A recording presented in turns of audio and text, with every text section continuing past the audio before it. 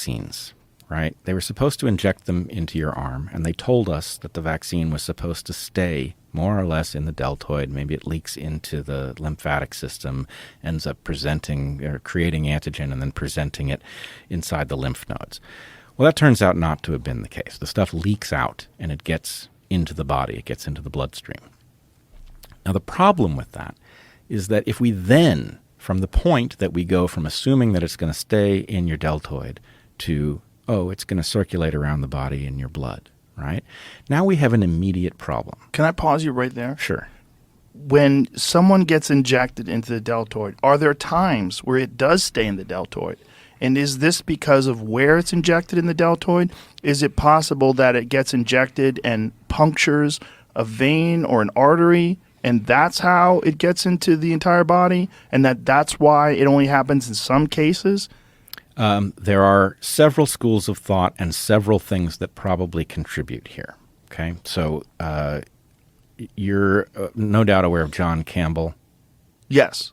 So John Campbell, he's wonderful. Fantastic. Love and he's the guy. So level-headed and so careful. He's teaching the rest of us a lesson on how to convey the message without straying into the crosshairs. Yes. I love the guy, both at the level of his comprehension, his dedication to teaching things in such a way that people understand it. Anyway, and his expertise. I think so highly of him. Yes, me too. And he's been for a long time pointing out that there's an obvious thing known from medicine, which is that when you inject somebody, that you pull back on the plunger and the syringe, and if you see blood, you go further in before you inject. And the reason for that is because you don't want to inject anything into a blood vessel, right? We haven't seen that aspiration even when Biden got injected on television. Not only have we not seen it, it's been recommended that you don't do it. And the argument was, as I understand it, as crazy as this sounds, that the fact that it leaves the needle in a little longer and it might cause a little extra pain is going to result in more vaccine hesitancy, right?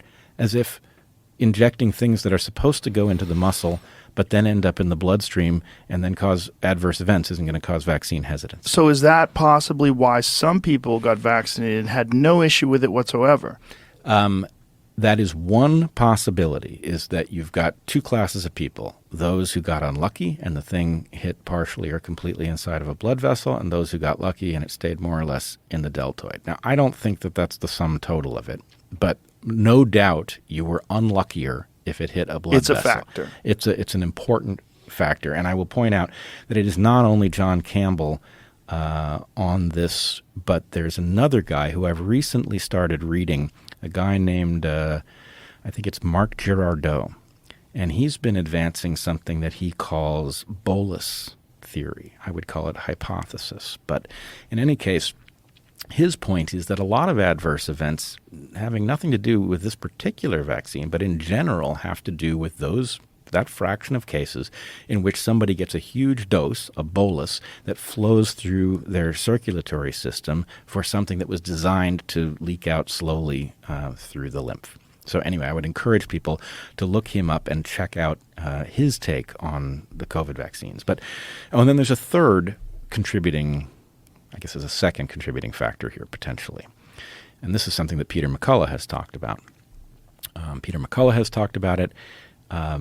You should also check out Chris Martenson. Do you know Chris Martenson? No.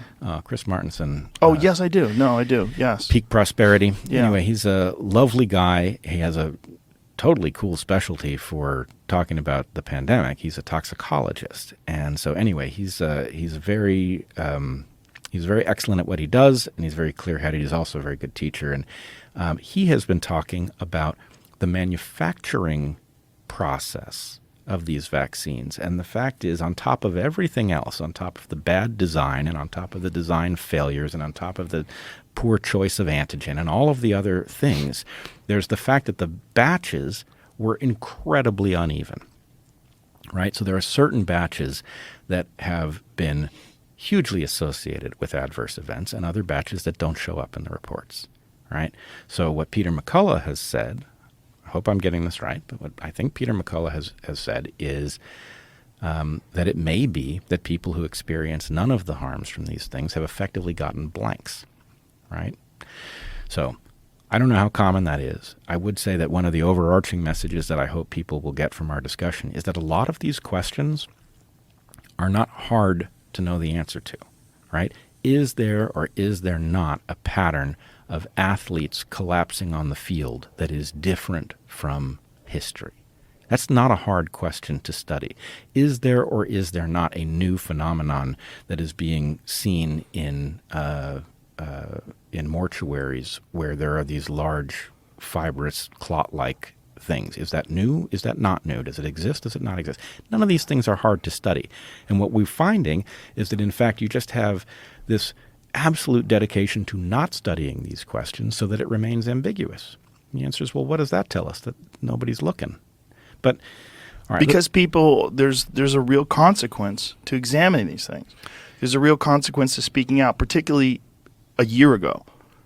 Well, that's true. A year ago, it was much more dangerous than it is today. Yes. And I believe that if you look at what's going on with the Washington Post now, when they're talking about these vaccines actually encouraging these variants to proliferate, and then also the lab leak theory being discussed on the front cover of Newsweek magazine, all these different things that are now happening that weren't happening before. Lena Wen talking about natural immunity being superior to the immunity that's imparted by the vaccine, talking about how exercise is prevented, and not a lot of exercise, just 10 minutes a day, a few times a week, turns out to be 400% more effective at preventing you from death or serious illness. That we knew this about vitamin D. We knew this about a lot of things, that obesity. We knew this. And that as time went on, even with new evidence, that evidence was not only not promoted, but if you discussed it, you were encouraging vaccine hesitancy. This crazy way of looking at positive outcomes through things that people can control, like diet and exercise and overall metabolic health, which you absolutely can improve if you're alive. You can do this. And we could have encouraged people to do these things. And we could have said and changed a lot of people's lives and said, hey, there's something you can do that will help you. And there's a lot of people that did follow that advice and follow that instruction because they did find out about it and they did change their life. And they are infinitely better off than they were 3 years ago physically because of the decisions that they made.